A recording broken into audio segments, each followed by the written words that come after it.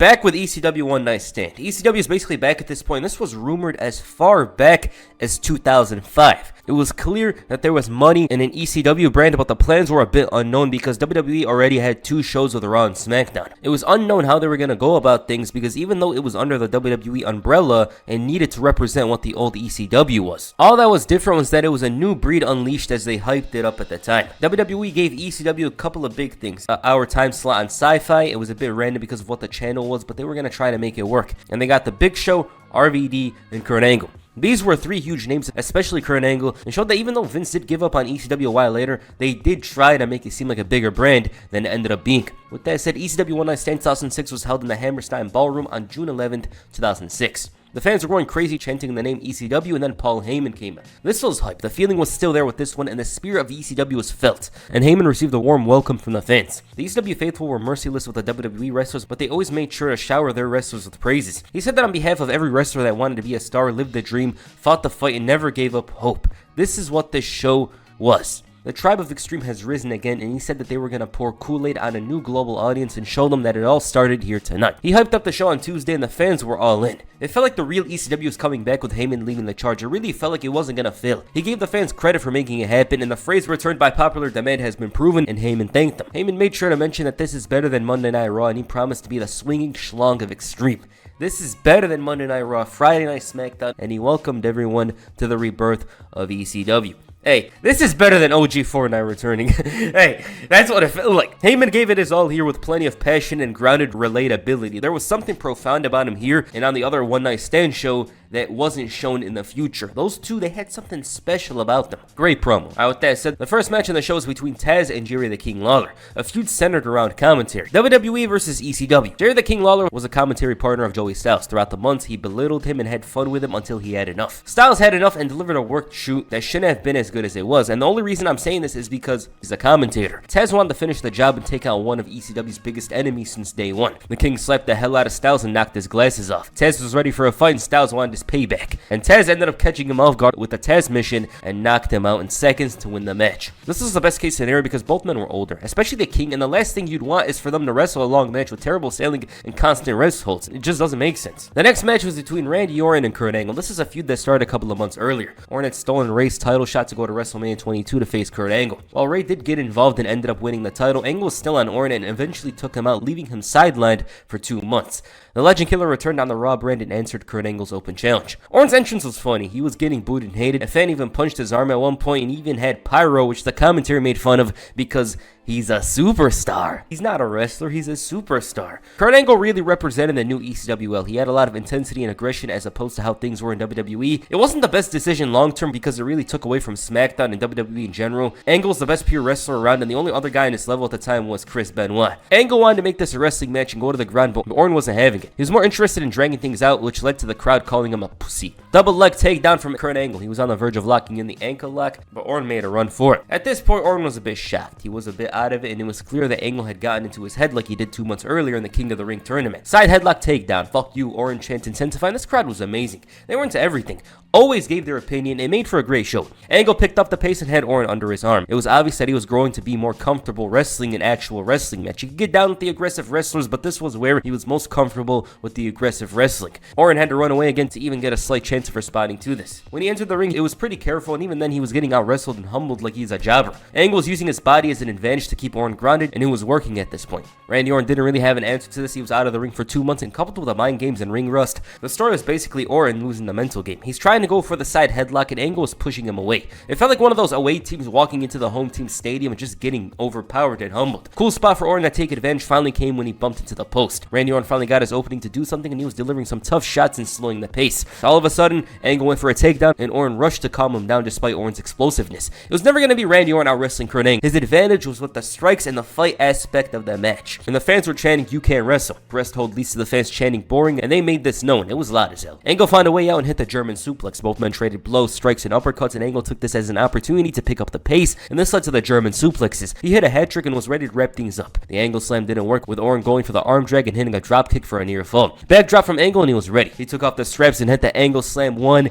2, no. Break his ankle chance intensified and Orton desperately rolled over and hit the backbreaker. The RKO wasn't to be, and a back elbow put a stop to Angle for a moment. The high crossbody was countered into a pin attempt, but Orton quickly kicked down, rebounded with a clothesline. He was ready for the RKO, but Angle avoided and locked him in the ankle lock. Roll up attempt almost leads to the win, but Angle goes to the single leg takedown and he's got it. The ankle lock was locked in tight and Randy Orton had no other choice but to tap out. This was a great match. It was much better than I remember it being. I remember hearing talks about it being a little underwhelming or whatever. Hell no. This was actually a very good match. During the match, I thought maybe they were missing something. Nope. They really pulled out a lot and put on a great opener. I liked everything about this match. Orton being overwhelmed, walking into enemy territory. He was struggling a lot, finds his form, and even then throughout the match, he never had a consistent run where he dominated like Kurt Angle. The crowd was annoying him throughout the match and making things tougher for him. He played his role well as a heel that was clearly getting affected by the crowd, but trying his best to ignore it. He was carried out of there by 2 refs as the fans called him a pussy. The next match was a tag team match between the FBI, Little Guido and Tony Mamaluke against Super Crazy and Tajiri. Tajiri is back in ECW, and one thing to mention is that he left WWE a while earlier, so this was a return. Chain wrestling in the beginning from Tony Mamaluke and Super Crazy. Tajiri got involved at one point. The fans were so excited to see him here and were shouting welcome back. Nacho Libre chant from the crowd. Super Crazy opened things up with a dropkick, and Taz was mostly focused on Big Guido on the outside, and Super Crazy was doing everything here. The match was starting to involve the other two, and the fans were hyped. Big Guido got involved, and this opened way for Little Guido to take advantage.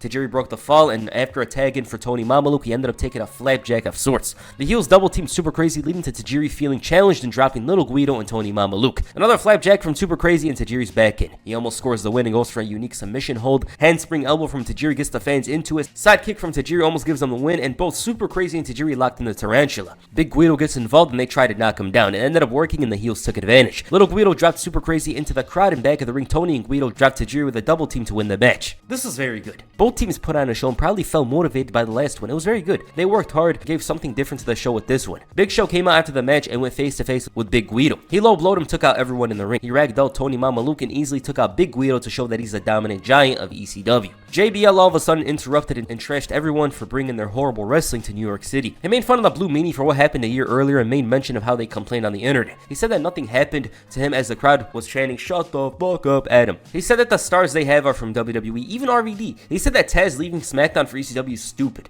You know, he's the voice of a show on national TV. Going to ECW is dumb. He called himself the voice of the A show and called ECW the minor league. Good promo here. It ain't as good as last year's though. You know, ECW One Night Stand 2005 was on a different level in terms of promos. The next match was the World Heavyweight Championship. Rey Mysterio defended the gold against Sabu in an Extreme Rules match. That world title looked so big on Rey. He was coming in as one of the worst world champions of all time, unfortunately. Rey's somewhat of a rival of ECW. He turned down Paul Heyman's offer to jump to ECW, and he made it his mission to take that title away from the world's biggest underdog. Both men had chairs in the beginning. They put them down and Rey was ready for a fight. The commentary sounded like goofies trying to call Rey a suck-up for wearing the mask. Rey actually honored ECW better here than he did last year with the whole attire. They threw chairs at each other and Sabu took advantage with a dive off the chair. ECW chants intensified as Rey catches him with a drop toe hold. He missed a 619 and Sabu threw a chair at him. He was doing too much at this point. Rey took advantage. Rey moonsault from Rey gives him a 2 count. Sabu responds with a leg drop off the ropes. Arabian face buster with the steel chair. Rey almost sent him through the table, but he managed to do it and connect the second time with a seated senton. Springboard leg drop almost gives Rey the win, and at this point Tez felt that Sabu was hurting.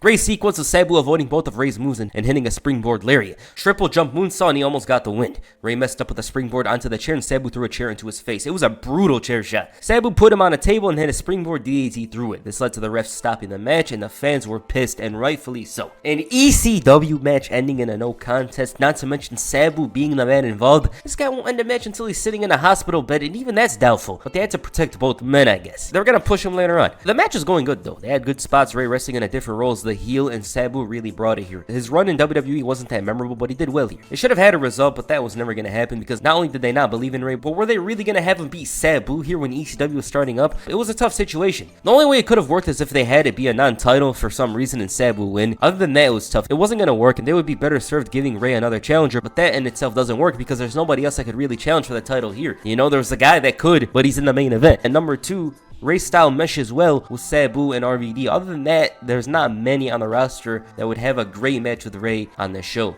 Alright, the next match was an Extreme Rules Tag Team match. Edge and Mick Foley faced Terry Funk and Tommy Dreamer, 3 hardcore icons and the Rated R Superstar. This was a very strange match when you look at how it came to be. So Mick Foley and Edge had a hardcore match at WrestleMania. Edge earned the respect of Foley and achieved what was the best hardcore match in WrestleMania history. Foley also decided to turn on Terry Funk, one of his best friends in the entire industry. He sold out in the name of Edge and sports entertainment while also claiming to be for hardcore wrestling. And Paul Heyman had a huge problem with this. Foley in his eyes prostituted his name and his legacy. This was a weird time in Foley's career. He hadn't been a heel in a long time, not to mention it felt like he was going to be involved in a much bigger story later on. He came out doing a Hulk Hogan at WrestleMania 9 cosplay and cut a great promo about how he sold out. He admitted that he sold out. He sold out Madison Square Garden. Foley said that even though he said bad things about ECW, there was a time where he loved ECW, a time where it was run by a visionary, a creative genius, Stephanie McMahon. He was all about the alliance. His promo pissed off the crowd, and this would only get worse with Edge coming out. Now, this was basically a holiday for 2006 Edge to grace a ring where he was despised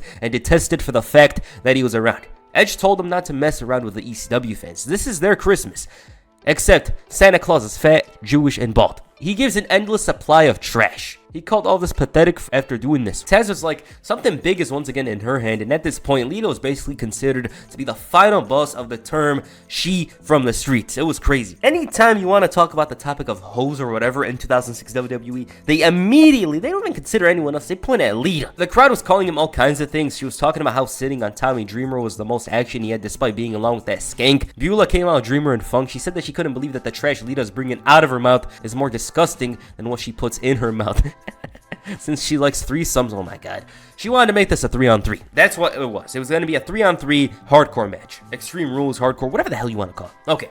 Basic action from Edge and Dreamer. It's kind of funny how they're wrestling like this when it's obviously going to lead to something intense. Edge tagged out and this led to a battle between Terry Funk and Foley. He thought that it wasn't a good idea and the babyfaces went at it. They brought out the weapons, of course, and it got all intense. Baseball slide into the trash can onto Mick Foley. Edge runs into the steel post, but he bounces back with a shot with a sheet. Foley, on the other hand, was delivering shots at Terry Funk. Edge in the ring blasted Dreamer with the ladder, and at this point, the fans are pissed with Edge. And Dreamer took advantage of the spear attempt to send him into the ladder. Helicopter from Funk. He spins it around and knocks down the heels. He got them with that one and climbed up the ladder before Edge pushed it over. He pushed the ladder over while the fans booed.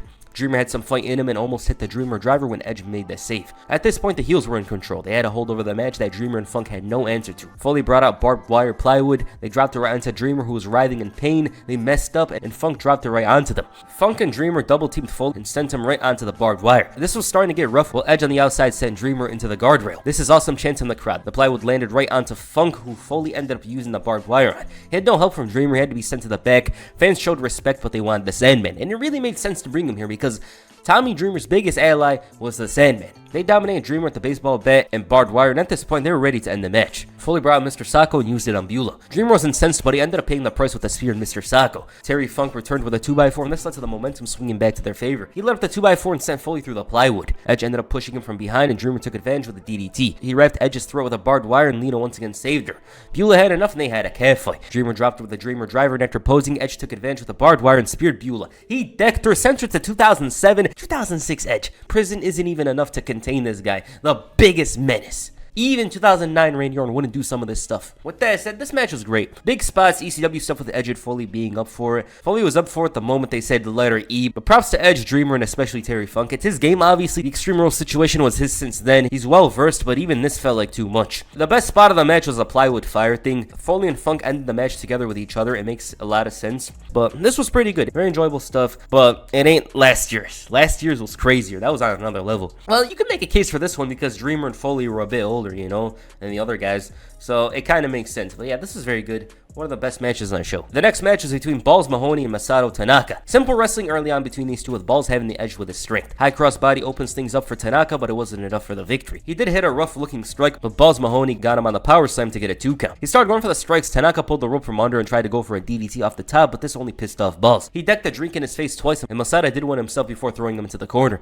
Both men are going all out and pulling out all the stops for this one. Superplex from Tanaka for the 2 count. He went up to the top for something, but ended up taking a superplex himself. They traded superplexes, so now how they used chairs. It didn't go well for Tanaka the previous year, and that was the same story here, with Boss destroying him with a chair to win the match. This one is hard to rate. It wasn't bad. It made good of their time, but it could have been a bit more. It was never going to be better than Mike Awesome last year. That was something special, but this one was good. It's just hard to talk about because it was very short. Just as the main event was about to begin, Eugene came out. He looked so out of place in ECW. It almost doesn't make sense, and the crowd was booing. The commentary made fun of him. He said he loved ECW and that his uncle Eric always used to tell him he was as smart as an ECW fan. He called himself hardcore and he read a poem. The Sandman came out and he was pissed. This guy was the opposite of Eugene, who was excited and happy. He didn't want anything like this involved with ECW. Eugene wanted to hug, so Sandman decided to blast him with a kendo stick and whooped his ass all the way to the back. And the main event, John Cena defends the WWE Championship against Rob Van Dam in an Extreme Rules match. So this is what it's come down to. Rob Van Dam is one of the greatest wrestlers to ever win the World Championship. His popularity transcends many. His charisma is off the charts. His wrestling skills are absolutely unique and unparalleled to this very day.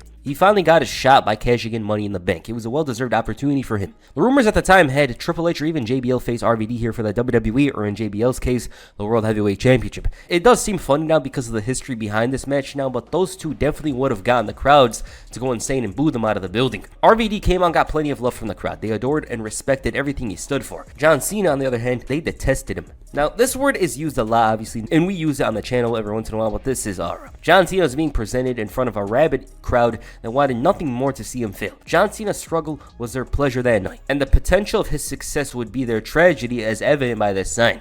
If Cena wins, we riot. It was an amazing atmosphere that forced Cena to bring out his very best and play an entirely different role than what he had been used to over the last 2 years. He threw his hat, they threw it back. His shirt, they threw it back. Nobody wanted that trash. The classic ECW fans were around and this guy flipped them off. It was great. The bell rings, fans are chanting, "Fuck you, Cena," and it was insane. I already liked this match more than I did previously, and that was a tough thing to do. I love this match. It makes my core happy to watch this match once again. Cena swallows chant as he's in a collar and elbow tie-up. He had a fisherman suplex as the fans were chanting, "You can't wrestle." He was literally trying to wrestle, but they weren't having it. They were getting in his head. Van Dam caught Cena with a mule kick. He traded blows with the champion, and again, the boos were clear as day. They didn't like this guy one bit. Cena won this battle and hit a power slam before clotheslining RVD over the top rope as the fans chanted, "Same old shit." He had enough of the chanting and jumped from the top rope right onto him. Even though it was a tight area, RVD still pulled a moonsault press off the steps. It was a good match. Cena's power still gave him the edge, and he was making good on this, sending RVD into the third row. Cena was wrestling in a more aggressive way compared to how he usually did, and he usually wrestled more like this against Edge, I'd say, at the time. RVD was still in it, though. He hit the corkscrew leg drop, he connected with another leg drop, and it showed that RVD had the spirit and the means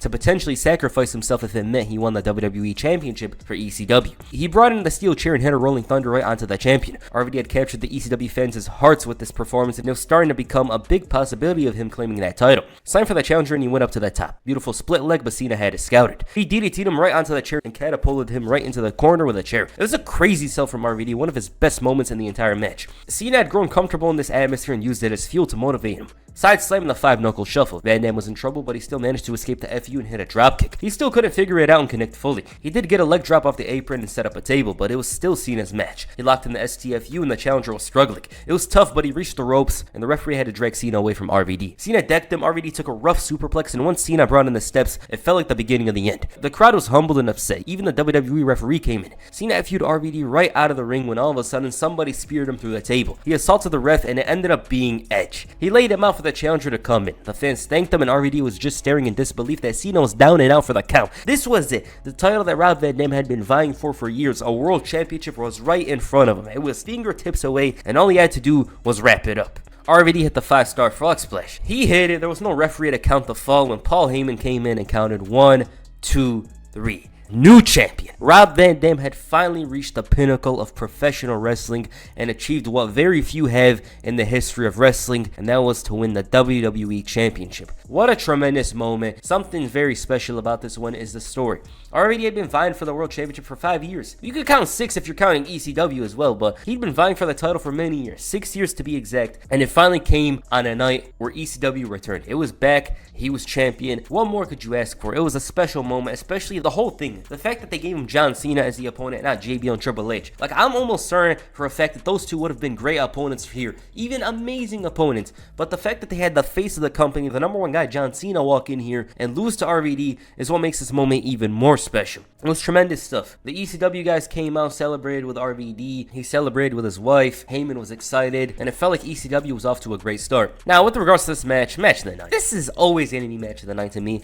There's something special with John Cena here. RVD played the perfect babyface, perfect ECW hero on this night. Everything clicked with this match. If you ask me, hey, do you have anything negative to say about this match? Hell no. I don't have a single bad thing to say about this because it was excellent. It was what you wanted it to be. It was the perfect story and the perfect obstacle for Rob Van Dam to finally overcome and win the WWE Championship. You can't have a better storyline than this one at all. He came in, won the title at ECW's own show. ECW is back. He's leading the charge. Everything about it was special. So yeah. Alright, that's ECW One Night Stand 2006. This show is obviously isn't as good as 05, but it was still good. You know, don't let anyone tell you this wasn't a good show, because it definitely was just that. The only problem with this one is that there was more attention on the WWE storylines, whereas with the previous show, it was more a remembrance of ECW. But that's what happens when ECW's coming back, you know. They were obviously going to build the storylines for the future. It's not like the previous show where they were like just remembering ECW and having classic matches. This one was different. Match of the night is most definitely the WWE Championship match between John Cena and Rob Van Dam. That was something special, very enjoyable stuff. Other than that, all the matches on the show were good. Some of the finishes were weird, you know. Reign Sabu. Well, actually, not some of the finishes. That was the only finish that was weird. Reign Sabu's finish was very underwhelming, but that's what happens when you try to book two talent that you're trying to make look strong. They had to do that ending.